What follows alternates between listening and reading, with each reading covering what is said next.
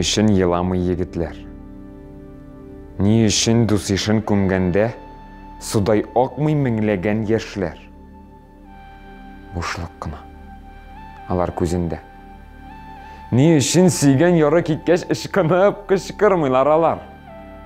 Ишік тұтқышына текелеп, тын олмайша басып тұралар.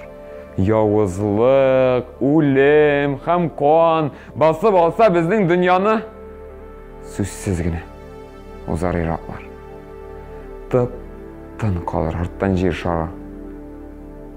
Кораттың тик шешкіне аппақ, құлын қысқан андан қон ермей, көңілінде аның суғыш бара.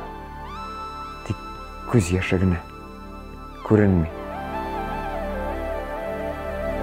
Өзі күлі әйізінде қойға.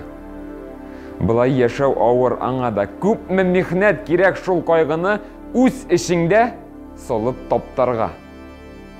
Қой шағында қолғаш бір өзім ешітілі көрші фатырда.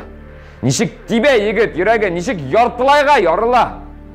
Көршім сүге білген кішілерін ешітілі барлық тұраққа бір-бір атлы үшат әлінкелер дір сілкініп тұрған диварға. Яқшы сөздер айтып юатырға бармасын менің янына. Ышанығыз, сәбәбім бар менім. Өзім болдым. Аның орнында. Мене шулай, түнгі қараңғыда бір өздері қалғанда ғына.